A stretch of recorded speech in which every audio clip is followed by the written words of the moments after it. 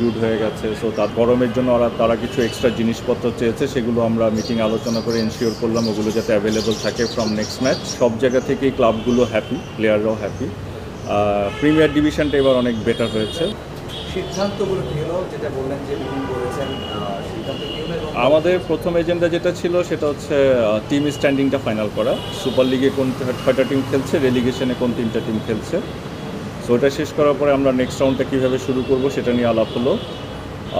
ক্লাবগুলোর facilities নিয়ে কিছু observation ছিল, প্লাস গরমের জন্য তারা কিছু এক্সট্রা জিনিসপত্র চেয়েছে, সেগুলো আমরা মিটিং আলোচনা করে এনশিওর করলাম ওগুলো যাতে অ্যাভেলেবল থাকে ফ্রম নেক্সট ম্যাচ। আমরা 22 তারিখ থেকে সুপার লিগটা শুরু করছি। এরপরে আমরা 2 দিন গ্যাপ দিয়ে, যেহেতু হিট, প্র্যাকটিস, রেস্ট 3টা জিনিসের ইস্যু আছে, সো নেক্সট ম্যাচ হবে 25 তারিখে। আর রেলিগেশনটা আমরা করব হচ্ছে, যেহেতু 22 তারিখে সুপার লিগের খেলা হবে, 23 তারিখে আমরা একটা রিজার্ভের মতো থাকবে যদি ওই দিন খেলা শিফট করতে হয়। সো 24 তারিখে রেলিগেশনটা শুরু হবে, বাট একইভাবে বডিলি ওইটা শিডিউলও হবে। রেলিগেশন তো একটা করে ম্যাচ হবে, আর সুপার লিগে তো 3টা করে ম্যাচ একই দিনে হবে। অবজারভেশনটা বলছিলেন মানে টিমগুলো কিছু ফ্যাসিলিটিসের আবার কোথাও হয়তো এসি কাজ করছে না, কোথাও এক্সট্রা ফ্যান দরকার, কোথাও একটা এক্সট্রা ফ্যাসিলিটিস দরকার এই গরমের জন্য, সেই জিনিসগুলো নিয়ে আলাপ হয়েছে, সেগুলো গ্রাউন্ডস কমিটির সাথে আলাপ হয়েছে, সেগুলো আমরা এনশিওর করার চেষ্টা করি। এবং যে মানে গরমের যে পরিস্থিতি, আমরা এখন দেখছি যে সরকারিভাবে অনেক ধরনের সিদ্ধান্ত আসছে, যেমন বাচ্চাদের যদি বলি যে অ্যাসেম্বলি বন্ধ হয়ে যাওয়া, এই 50 ওভারের ম্যাচ এই গরমে আসলে খেলাটা খুব ডিফিকাল্ট। সেক্ষেত্রে আসলে আপনারা কীভাবে জিনিসটা ম্যানেজ করছেন, বা এটাকে আরেকটু পিছিয়ে দেওয়ার কোনো চিন্তাভাবনা আপনাদের আছে কিনা? এই জন্যই আমরা আসলে আজকে কালকে অ্যাভয়েড করলাম।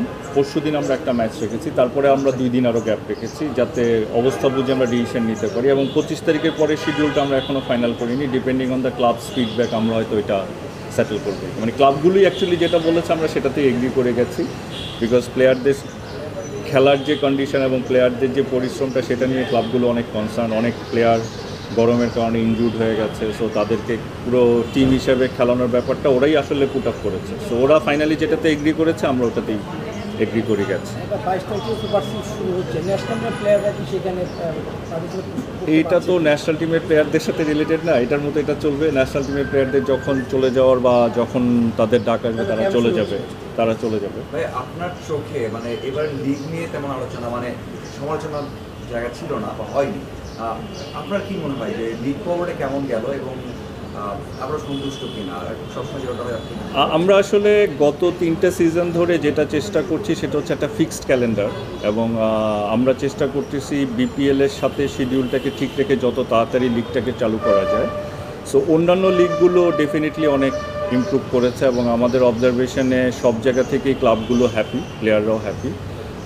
প্রিমিয়ার ডিভিশনটা এবার অনেক বেটার হয়েছে অন্য যে কোনো বারের তুলনায়। সো আমরা আমাদের জায়গা থেকে আরও যে সমস্ত জায়গায় ইমপ্রুভমেন্টের স্কোপ আছে সেই জায়গাগুলো নিয়ে কাজ করছি, ভবিষ্যতে আরও ভালো হবে। আপনি বলছিলেন যে আপনি গত 3 সিজনের কথা বললেন, এবার কোনো সমালোচনা নাই, একেবারে যে নাই সেটাও না, অথবা বলা হয় নাই সেভাবে বা করা হয়নি। যেমন আমরা কিছু ম্যাচে দেখেছি যে কিছু কিছু ক্রিকেটার, অনেক সিনিয়র ক্রিকেটার আছে যারা হয়তো বা ম্যাচের মাঝখানে চলে আসা, কিংবা দেখা যায় যে দেরি করে যাওয়া, কিন্তু আম্পায়ারের সঙ্গে অনেক ধরনের উচ্চ বাকবিতণ্ডা হচ্ছে, অনেক ধরনের কটু কথা আমরা কানে আসি আর কি দূর থেকেই। তো এই ব্যাপারগুলো আপনারা অ্যাড্রেস করেছেন কিনা, এবং এটা নিয়ে আসলে সিনিয়র ক্রিকেটার বলে কি আপনারা কোনো স্টেপ নিতে কি এখনও সেই আগে যেভাবে একটা বাধা থাকতো বা করতেন না, এখনও সেই বাধাটা এখনও করে আসে কিনা, যে এখন আপনারা সিনিয়র ক্রিকেটার বলে ব্যাপারগুলোকে ইগনোর করে যাওয়া? না, সিনিয়র ক্রিকেট বলে ব্যাপারটাকে ইগনোর করে যাওয়ার কোনো সুযোগ নেই।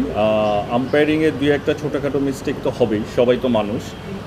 আমাদের টপ লেভেলের যে আম্পায়ারগুলো আছে সবাইকে আমরা এঙ্গেজ করার চেষ্টা করি। আজকে আম্পায়ারিং কমিটির লোকজনও ছিল, আমরা ডেফিনেটলি অ্যাপ্রিসিয়েট করি তাদের সাপোর্টটা, যেভাবে তারা আমাদেরকে গত 3-4টা সিজন ধরে টার্ন অ্যারাউন্ড করার জন্য হেল্প করছেন।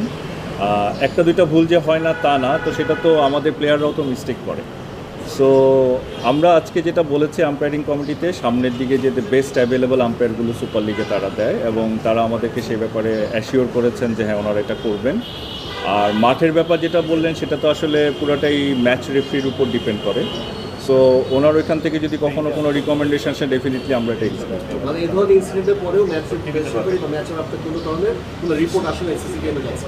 এরকম কোনো রিপোর্ট আমরা এখনও পাইনি যেটা এক্সিকিউশনেবল বা অ্যাকশন নেওয়ার মতো, এরকম কোনো রিপোর্ট এখনও আসে। ভাইয়া বিকেএসপিতে তো মানে জ্যাম হোক রোজার সময় ঝামেলা হোক অনেক ক্ষেত্রে আমরা দেখেছি ম্যাচ হয়নি আবার দেরি হয়েছে মানে এই ভিডিওটা নিয়ে কি কনসার্ন কিনা আপনারা? আসলে ভেন্যুটা নিয়ে কনসার্ন, কিন্তু আমাদের কি কোনো অপশান আছে এই মুহূর্তে? কি আমাদের অল্টারনেটিভ কোনো ভেন্যু আছে? আমরা তো সর্বোচ্চ চেষ্টা করি এই ভেন্যুটাকে ইউজ করার, তারপরে হচ্ছে আমাদের ফতুল্লাটাকে ইউজ করার, তারপরে আমরা বিকেএসপিতে যাই। এখন যখন ন্যাশনাল টিম বা আদার টুর্নামেন্টের জন্য এই ভেন্যুটা অকুপাইড থাকে, তখন তো আমাদের কাছে বাকি 3টা ভেন্যু ছাড়া আর কোনো অপশান থাকে না। হ্যাঁ যেটা হচ্ছে যে অনেক কোচই বলেছেন যে গরমের মধ্যে খেলা প্রতি বছরই এটা হচ্ছে, যে সময়টা চেঞ্জ হয় তাহলে ক্রিকেটারদের জন্য ভালো হয়, কারণ অনেক লেন্দি একটা টুর্নামেন্ট খেলতে হয়। আগামী মাসের থেকে এমন কোনো চিন্তা ভাবনা আপনাদের আছে? আমরা যদি এরকম চিন্তা করি তাহলে তো আসলে বিপিএলের সাথে কনফ্লিক্ট হয়ে যায়। মানে আমরা যদি প্রপার সিজনে খেলাতে যাই তাহলে তো বিপিএল না খেলে ডিপিএল খেলতে হবে। তো আমাদের কাছে অপশান হচ্ছে বিপিএলটা শেষ হলেই এই টুর্নামেন্টটা শুরু করা।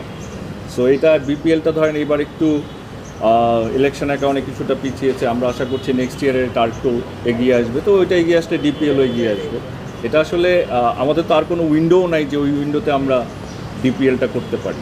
ভাইয়া এই মুগ্ধকে নিয়ে মানে একটা সার্ভ নিয়ে একটা কোশ্চেন আসছিল যে সার্ভ বারবার আধা ঘন্টা পরে খেলা শুরু হয়েছে আর কি, মুগ্ধকে সার্ভ করা হয়েছে, এটা কোনো রিপোর্ট পেয়েছেন কি বা অপোনেন্ট টিমের কোনো ইয়ে পেয়েছেন? এটা নিয়ে আজকে আলাপ হয়েছে, এটা আম্পায়ারিং কমিটি তাদেরকে এক্সপ্লেইন করে দিয়েছে অ্যান্ড দে আর কনভিন্সড। তারা কোশ্চেনটা রেজ করেছিল এবং তাদেরকে ব্যাখ্যা করা হয়েছে। আসলে প্রবলেম হচ্ছে এই যে সাব বা কনকাশনের রুলগুলো অনেক টিম ম্যানেজার বা স্টাফরাই ঠিকমতো জানে না। সো তারা তো এটা তো পুরোটাই হচ্ছে ম্যাচ রেফারির ব্যাপার। সো তারা গিয়ে যদি কোয়েরিটা করে তারা নিশ্চয়ই তাদেরটা ক্ল্যারিফিকেশন পেয়ে যাওয়া উচিত। সো অনেক সময় যেটা হয় না জানার কারণে অনেকে অনেক ধরনের কনসার্ন রেজ করে, বাট জানলে মনে হয় কনসার্নগুলো রেজ হতো না। না, ডে নাইট হওয়ার মানে বিকজ ডে নাইটের ফ্যাসিলিটি শুধু আমাদের একটা ভেন্যুতে আছে। এটাতে যদি আমরা করি তাহলে আমাদের সব ম্যাচ এখানে করতে হবে, এটা আসলে সম্ভব না, তখন আমাদের টুর্নামেন্ট অনেক লম্বা হয়ে যায়।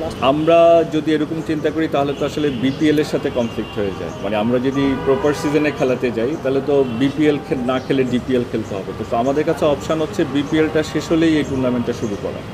সো এটা বিপিএলটা ধরেন এবার একটু ইলেকশনের কারণে কিছুটা পিছিয়েছে, আমরা আশা করছি নেক্সট ইয়ারে এটা একটু এগিয়ে আসবে। তো ওইটা এগিয়ে আসলে ডিপিএলও এগিয়ে আসবে।